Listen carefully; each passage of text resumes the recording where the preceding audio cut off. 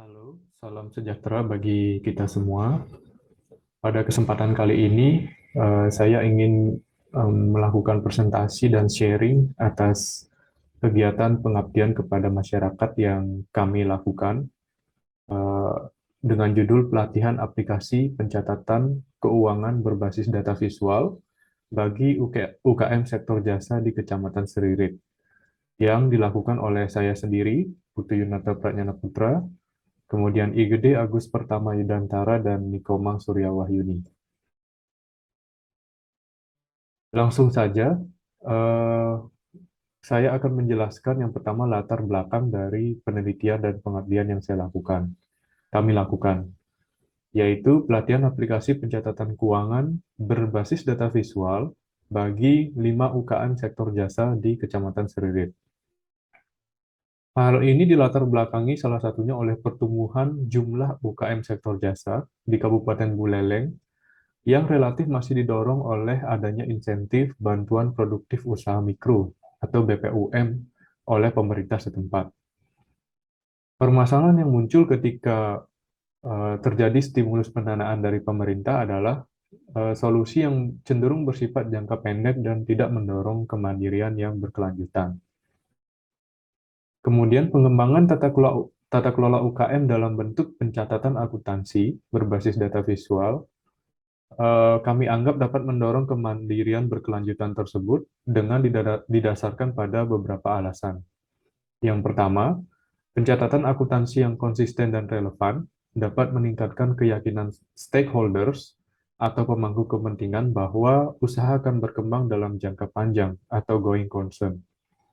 Yang kedua, pelaku UKM sektor jasa dapat mulai menyadari pentingnya sistem informasi akuntansi sebagai bahasa bagi bisnis yang dijalani.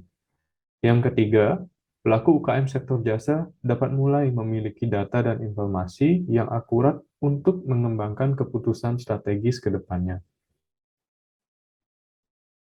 Kemudian metode yang kami berikan adalah pelatihan kepada UKM sektor jasa di Kecamatan Seririt ini memanfaatkan aplikasi pencatatan keuangan berbasis data visual yang direkomendasikan oleh Bank Indonesia, yang dinamai oleh aplikasi Siapik. Tidak kurang dari 5 UKM sektor jasa di Kecamatan Seririt menyatakan ketertarikannya untuk mengikuti pelatihan ini. Bagaimanapun, pelatihan dan pendampingan yang memanfaatkan aplikasi berbasis teknologi perlu dirancang sedemikian rupa agar outcome yang dihasilkan menjadi maksimal. Peneliti mempertimbangkan metode pelatihan yang holistik dan relevan dengan beberapa pertimbangan sebagai berikut. Satu, pengembangan materi pelatihan dan penyelesaian administrasi.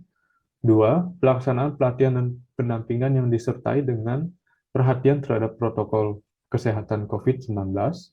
Yang ketiga, pelatihan bagi peserta yang bersifat teknis dan mandiri, dan peneliti tetap melakukan pendampingan dalam proses tersebut. Hasil pelaksanaan dari pengabdian kepada masyarakat yang kami lakukan adalah penggunaan aplikasi Siapik bagi UKM dipadukan dengan konsep recalling dari akuntansi itu sendiri dan operasionalisasi tools pembantu yaitu Microsoft Excel. Peserta pelatihan cukup antusias dalam mengikuti setiap tahapan pelatihan yang diawali dengan pemaparan materi oleh peneliti. Pelaksanaan pelatihan disertai dengan penuturan masalah real yang ditemukan oleh para pelaku UKM, khususnya terkait dengan substansi pelaporan keuangan dan konsistensi pencatatan keuangan. Pelaksanaan pelatihan dan pendampingan menghasilkan diskusi yang cukup dinamis antara peneliti dan peserta dengan topik utama sebagai berikut. Yang pertama, pentingnya penyimpanan bukti transaksi dalam rangka mengembangkan pengendalian internal dan kepatuhan terhadap regulasi perpajakan. Yang kedua, dibutuhkannya proses identifikasi dan klasifikasi aset tetap yang dapat menghasilkan economic value bagi usaha. Yang terakhir adalah exposure perpajakan terhadap transaksi yang dilakukan oleh pihak ketiga. Nah, berikut adalah dokumentasi kegiatan yang kami lakukan selama proses pelatihan dan pendampingan.